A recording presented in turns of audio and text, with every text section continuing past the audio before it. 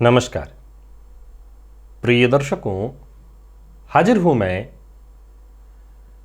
राहु महादशा और राहु की महादशा में सभी ग्रहों के अंतर प्रभाव को लेकर।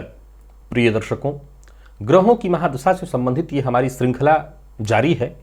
अब तक हमने सूर्य, चंद्रमा और मंगल, इन तीन ग्रहों की दशा और उसमें आने वाले ग्रहों की अंतरदशा के प्रभाव को समझ लिया है। साथ ही साथ हमने इस विषय की गंभीरता को भी समझ लिया है। फिर भी ये बात, अगर आप मेरे नए दर्शक हैं तो आपके लिए मैं दोहरा देना चाहता हूं। जन्म कुंडली में ग्रह कितने बलवान हैं, कितने अच्छे भावों में बैठे हैं, इससे भी कहीं ज्यादा महत्वपूर्ण है जन्म कुंडली में महादशा को समझना। अगर महादशा जन्म कुंडली के कारक ग्रहों से संबंधित आए ही न, या बहुत नाम मात्र का मिले, तो फिर जन्म कुंडली के बड़े से बड़े योग बिना काम के हैं।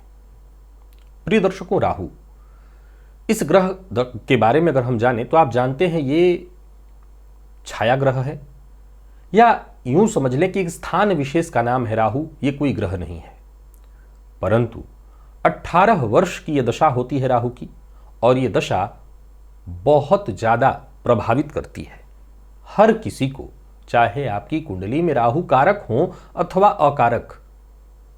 राहु का प्रभाव देखने को मिलता है। सीधी सी बात है, हम जानते हैं कि राहु की जब दशा चलती है तो जातक को चिड़चिड़ापन, क्रोध, मतिभ्रम, धोखा, कोर्ट कचहरी का चक्कर, कारावास की स्थिति, दुर्घटना, अज्ञात भय की स्थिति, ये सब कुछ राहु की दशा में देखने को मिलती है। परंतु यदि वही जन्म कुंडली में ये राहु कारक हो, उच्च के हों, स्वराशि के हों, या बलवान अवस्था में ये राहु बैठे हों, तो ऐसा नहीं कि राहु केवल खराब फल देते हैं। ये राहु राज्य लाभ कराते हैं, राजनीति में सफलता दिलाते हैं, धन लाभ कराते हैं, कोर्ट कचहरी में जीत दिलाते हैं। सामान्य शब्दों में कहूं तो राहु विशेष रूप से जातक का उत्थान करते हैं। परंतु ये बात सदैव ध्यान में रखना है कि राहु की स्थिति कैसी है, राहु आपकी जन्म कुंडली में कैसी स्थिति में है।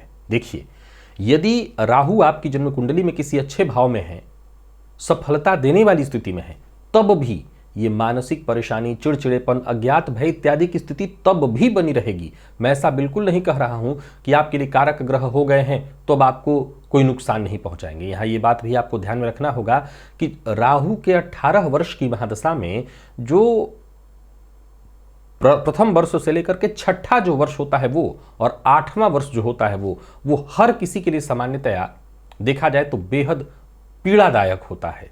तो इन दशा वर्षों में सचेत रहना चाहिए। अब हम चलते हैं राहु की दशा में बाकी ग्रहों के अंतर की ओर। प्रिय दर्शकों, वैसे तो मैं चाहूं तो वो पुरानी बातें फिर से दोहराऊं और दोहराते चलूं, मैं प्रायः यही प्रयत्न करूंगा कि दोहरा दूं, लेकिन मैं बार बार आपसे एक बात कहना चाहता हूं कि अगर आप मेरे पुराने वीडियोज जो 3 दिन पूर्व अभी बने हैं, सूर्य, चंद्रमा और मंगल के महादशा और अंतरदशा से संबंधित, उन्हें देखना आपके लिए बेहद आवश्यक है, क्योंकि हर वीडियो में कुछ न कुछ अलग बातें मैं आपको बताते रहूंगा, वो आपको समझना होगा। फिर भी चलिए, मैं दशा से संबंधित ये बात बता देना चाहता हूं कि दशा, इसका प्रभाव कैसे समझना है। तो सबसे पहले तो आप अपनी जन्म कुंडली को खोलिए। आपकी जन्म कुंडली में जिस ग्रह के दशा की हम चर्चा कर रहे हैं, अगर वो अकारक है, ध्यान से सुनिएगा, अगर वो अकारक है तो साधारण नियम कहता है ये दशा आपके लिए कष्टदायी होगी। साधारण नियम कहता है ये दशा आपके लिए कष्टदायी होगी। यदि आपने अपनी जन्म कुंडली को खोला, दशा जिस ग्रह की चल रही हो वो आपकी कुंडली में कारक है, तो साधारण नियम, बहुत साधारण नियम ये कहता है कि यह दशा आपके लिए बहुत श्रेष्ठ होगी। अब इसमें चूंकि साधारण शब्द का इस्तेमाल करने के पीछे तर्क ही यही कि जरूरी नहीं कि हर बार बात सेम हो, कि अगर गुरु की महादशा मेष लग्न में चले तो गुरु हमेशा अच्छा ही फल देंगे। निर्भर करता है गुरु की स्थिति पर। या राहु की दशा की चर्चा करें तो मेष लग्न की कुंडली है तो राहु यहां सर्वथा नुकसान ही कर देंगे। निर्भर करता है राहु की स्थिति पर। तो इसके लिए मैंने एक शब्द का इस्तेमाल किया, साधारण। अब हम बात कर लेते हैं कि जैसे हम राहु की दशा की आज हम चर्चा करने वाले हैं, तो राहु की दशा में बाकी ग्रहों का अंतर कैसा प्रभाव देगा। राहु में राहु कैसे बीतेंगे, राहु में बाकी के ग्रह गुरु कैसे बीतेंगे, शनि कैसे बीतेंगे, ये प्रभाव कैसे देंगे, तो इसको हमें कैसे समझना है। प्रिय दर्शकों, इसके लिए आपको ग्रहों की पहले तो आपसी संबंध को समझना है, ग्रहों के विभाग को समझना है। जैसे सूर्य, चंद्रमा, मंगल, गुरु, ये एक विभाग है, तो दूसरी तरफ बुध शुक्र शनि राहु ये एक विभाग है। अब ये दो विभागों में ग्रह विभक्त हैं आपके लिए। अब आप यूं समझ लें कि दोनों विभागों के आपस में जो है वो मित्र हैं और एक दूसरे से शत्रु हैं। अब हम जैसे राहु में राहु के अंतर को समझें तो एक सूत्र आप मेरे कार्यक्रम में हमेशा सुनते रहे हैं कि किसी भी ग्रह की दशा में उस ग्रह का अंतर बहुत ठीक नहीं होता। ये एक साधारण सूत्र है। अगर मान लिया जाए कि जिस ग्रह की दशा चल रही हो उसी ग्रह का अंतर हो और वही कुंडली का सर्वाधिक योग कारक ग्रह हो। हालांकि कई बार क्या होता है, देखिए हमारे जीवन काल में हर आने वाला दिन हमारे बीते दिन के ऊपर खड़ा होता है। यानी अच्छाई है तो वो बुराई की नींव पर खड़ी होगी, बुराई है तो अच्छाई की नींव पर खड़ी होगी। अब मान लिया जाए कि आज कल का दिन हमारा बहुत अच्छा बीतना है तो उसके लिए हमारे आज के दिन को ठीक होना पड़ेगा। आज का दिन ठीक नहीं होगा तो कल का दिन एकाएक ठीक नहीं हो सकता है। वैसे ही कल का दिन अगर ठीक होना है तो आज धीरे धीरे चीजें अच्छी होनी चाहिए। अब मान लिया जाए कि किसी की कुंडली में राहु की दशा आई तो राहु की दशा से पहले मंगल की दशा बीतती है। मंगल मान लिया जाए आपकी कुंडली में कारक है। आप मान लिया जाए बुध लग्न की कुंडली के हैं, मिथुन लग्न के हैं या कन्या लग्न के हैं। अब आपके लिए मंगल कारक नहीं होते हैं। मंगल की दशा चली 7 साल। अब 7 साल मंगल ने आपको कहीं कष्ट दिया है तो राहु आते ही प्रथम राहु में राहु का अंतर बीतेगा और आपके लिए बहुत अच्छा हो जाएगा, ऐसा तो होगा नहीं। तो होता यह है कि जब वो समय बीतता है तो पता ही नहीं चलता कि अच्छा हो रहा है या बुरा। तो सामान्य शब्द यही कि बहुत अच्छा प्रभाव समझ में नहीं आता, पर फिर भी राहु में राहु का अंतर सामान्य परिस्थितियों में देखें तो रोग उत्पन्न करने वाला, जातक का मन विशेष रूप से वाद विवाद में लगने लगता है। फिर भी यदि आपकी जन्म कुंडली में राहु वृषभ, सिंह, कन्या या धनु राशि में बैठे हैं तो यही राहु में राहु का अंतर जो होगा शासन प्रशासन में आपकी पकड़ बनाएगा, व्यापार में लाभ कराएगा, विदेश गमन की स्थिति बनाएगा। वहीं जन्म कुंडली में तीसरे, छठवें, 9वें, 10वें, 11वें भाव में बैठे बली राहु हैं तो भी आपको बहुत जबरदस्त सफलता प्रदान कराएंगे। पर राहु आपकी कुंडली के षष्ठ, अष्टम और द्वादश में है। षष्ठ में भी मैंने अच्छा कहा है, फिर अब ध्यान से सुनिएगा। षष्ठ, अष्टम और द्वादश में है और पापक ग्रह से दृष्ट है। अब पापक ग्रह कौन बचा? तो शनि की दृष्टि से दृष्ट हो इन भावों में रह करके तो चिंता, परेशानी, बंधु बांधवों से वियोग, कोर्ट कचहरी की स्थिति, यानी कोर्ट कचहरी का चक्कर ये लगवा देगा। तो ये राहु में राहु का अंतर आपने समझा। राहु में गुरु के अंतर को आइए समझने का प्रयत्न करते हैं। देखिए, देव गुरु बृहस्पति सर्वाधिक शुभ ग्रह हैं और सर्वाधिक श्रेष्ठ फल देते हैं। अब एक साधारण सूत्र क्या कहता है कि गुरु राहु का अपना कोई प्रभाव नहीं है। ये जिस ग्रह के प्रभाव में आता है उसी के, जिस भाव में बैठा है, जिस ग्रह की राशि में बैठा है उसी के अनुसार फल देता है। ये बात यहाँ फिर से दोहराना चाहता हूँ कि देखिए, महादशा का ये जो कार्यक्रम है, अगर आप इसे समझने का प्रयत्न करें तो इसके लिए कम से कम एक पोथन्ना तैयार हो जाएगा 800 पेज का, क्योंकि बात इतने से नहीं बन रही है। मेष राशि में बैठे हैं, लग्न में बैठे हैं तो राहु का अलग प्रभाव होगा। वृश्चिक राशि में बैठे हैं, सप्तम में बैठे हैं तो अलग प्रभाव होगा। लाभ में बैठे हैं तो अलग प्रभाव होगा। तो प्रभावों में अंतर आता जाएगा। लेकिन ये अंतर समझाना मेरा काम नहीं है। मेरा काम है आपको ये इंडिकेट करना, इशारा करना, क्योंकि जाहिर सी बात है मैं ये मान करके आपको ये कार्यक्रम समझा रहा हूं कि आप मेरे ज्योतिष के दर्शक हैं और ज्योतिष को समझते होंगे।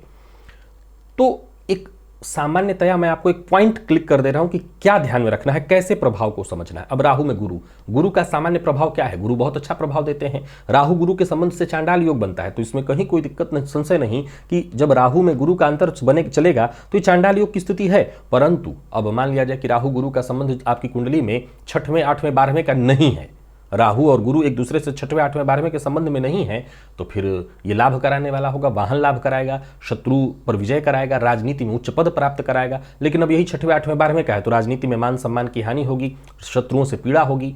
राहु में शनि, अब आप जानते हैं कि राहु और शनि दोनों पापक ग्रह हैं। इनका संबंध सामान्यतया देखा जाए तो श्रापित योग की स्थिति उत्पन्न कराता है।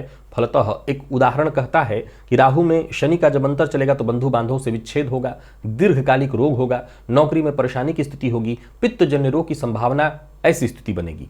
पर अब हमेशा इस सूत्र को हम नहीं कह सकते, हमें देखना होगा। मान लिया जाए कि जन्म कुंडली में राहु शनि का संबंध जो है वो तीसरे, 6वें, 8वें, 12वें का नहीं बना हुआ है, तीसरे, 11वें का बना हुआ है, या केंद्र का संबंध बना हुआ है, नवम पंचम योग बना हुआ है, तो उस स्थिति में परेशानी, मानसिक अशांति तब भी होगी, दीर्घकालिक रोग की संभावना तब भी होगी, क्योंकि बुराई तो बुरा प्रभाव देने ही वाली है। पर फिर भी इस बात की संभावना रहेगी कि उसमें से कुछ अच्छाई भी निकलेगी। तो उस अवस्था में जातक अगर प्रयत्न करे तो सफलता भी प्राप्त करेगा। राहु में बुध, ये व्यापार में श्रेष्ठतम सफलता दिलाने वाला है, श्रेष्ठ मित्र की प्राप्ति कराने वाला है, मानसिक पीड़ा से आप जूझ रहे हैं तो मुक्ति दिलाने वाला है, भाषण कला का विकास कराने वाला है। अब मान लिया जाए कि राहु और बुध का संबंध जन्म कुंडली में 6वें 8वें 12वें का बना हुआ है, तब यानी एक दूसरे से षडाष्टक योग में बैठे हैं, द्विद्वादश के संबंध में बैठे हैं, तब राहु में बुध का अंतर आपको समाज में पहले तो आपकी बोली के चलते, वाणी के चलते लोगों को शत्रु बनाएगा, त्वचाजन्य रोग का कारण बनाएगा, गृह कलह कराएगा, बुआ मौसी बहन इत्यादि से संबंध विच्छेद कराएगा, यानी कुल मिलाकर के परेशानी, ठीक परिस्थिति बदल जाएगी। राहु में केतु का अंतर कतई ठीक नहीं माना गया है। मानहानि, कष्ट, पीड़ा, संतान को कष्ट, विद्या हानि, रोग वृद्धि की स्थिति, यानी कुल मिलाकर के परेशानी की स्थिति ही उत्पन्न कराता है, कारक हो अथवा अकारक। राहु में शुक्र को बहुत अच्छा माना गया है। बंधु बांधवों का विरोध तो जरूर होता है, परंतु जातक को नाना प्रकार के सुख मिलते हैं, जातक नाना प्रकार के सुखों का उपभोग करता है, विदेश गमन करता है, स्त्री का सुख इत्यादि प्राप्त करता है, भवन वाहन का सुख उसे विशेष रूप से प्राप्त होता है। अब निर्भर करता है कि राहु शुक्र का संबंध अगर द्विद्वादश का या 6ठे 8वें 12वें का हो, 6ठे 8वें का हो तो उस अवस्था में जातक स्त्री भोग इत्यादि के चक्कर में कोर्ट कचहरी का चक्कर भी लगा लेगा, गलत पराई स्त्री इत्यादि के सुख संबंध में पड़ सकता है और फंस भी सकता है। तो ये निर्भर करता है संबंध से।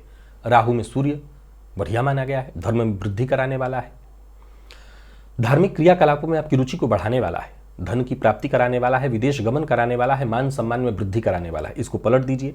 राहु सूर्य का संबंध यदि मान लीजिए जन्म कुंडली में भी खराब बना पड़ा है, या इन दोनों दशा और अंतरदशा कारक जो ग्रह हैं, समझ लीजिए इसमें से सूर्य ही नीच के हैं। एक उदाहरण से समझिए, राहु में सूर्य के अंतर को मैंने कहा मान सम्मान की वृद्धि कराने वाला है। अब मान लिया जाए सूर्य जन्म कुंडली में नीच के हैं, तब फिर राहु में सूर्य के अंतर को ऐसा मत कहिए, तब वहां पर प्रभाव बदल जाएगा। इसीलिए मैं कहा ये बड़ा गंभीर विषय है, इसको समझते रहना पड़ेगा, एक बार के विषय से कभी खत्म नहीं होगा, समझिए। तो राहु में सूर्य अगर नीच राशि में सूर्य है तो अंतर फिर खराब होगा, लेकिन अगर मान लीजिए सूर्य अच्छी स्थिति में है, 6वें 8वें 12वें के संबंध में नहीं है, तो मैंने जितनी अच्छी बातें कही हैं वो घटित होगी। अगर ऐसा नहीं है, संबंध 6वें 8वें 12वें का है, तो परेशानी, नाना प्रकार के कष्ट, पिता को कष्ट, पिता से संबंध विच्छेद, मान हानि की संभावना। राहु में चंद्रमा, ये भी बहुत अच्छा माना गया है, सुख समृद्धि कारक, भूमि सुख, माता का सुख, समाज में मान सम्मान की वृद्धि। लेकिन आप ये तो जानते हैं कि राहु चंद्रमा का संबंध, राहु सूर्य का संबंध ग्रहण का योग बनाता है। अब मान लिया जाए कि किसी की कुंडली में चंद्रमा राहु का संबंध षडाष्टक योग का है, या ग्रहण लगा हुआ है, या चंद्रमा पीड़ित है, नीच के हैं, तब फिर तो माता को कष्ट होगा, मान सम्मान की कमी होगी, मानसिक अशांति होगी, एक अज्ञात भय होगा, यानी कष्टदायी होगा। राहु में मंगल के अंतर को अच्छा नहीं माना गया है, कार्यों में आकस्मिक बाधा उत्पन्न करता है, दुर्घटना की स्थिति उत्पन्न कराता है। तो ये किसी भी प्रकार से राहु में मंगल का अंतर ठीक नहीं होता। तो प्रिय दर्शकों, कुल मिलाकर के राहु की दशा को मैंने हर अंतर में आपको समझाने का प्रयत्न किया, और ज्योतिष को थोड़ा सा अगर आप समझने का प्रयत्न करते हैं तो इस दशा को आप भली भांति समझ सकते हैं, इस दशा के प्रभाव को आप भली भांति समझ सकते हैं। राहु की दशा को श्रेष्ठ बनाने के लिए गणेश जी की आराधना करिए, गणेश जी के मंदिर में जाइए, गणेश जी का दर्शन करिए, प्रत्येक बुधवार को गणेश जी को दूर्वा अर्पित करिए। राहु की दशा से आपको श्रेष्ठ लाभ होगा। तो आज के लिए बस इतना ही, इजाजत दीजिए, पुनः मुलाकात होगी, तब तक के लिए नमस्कार।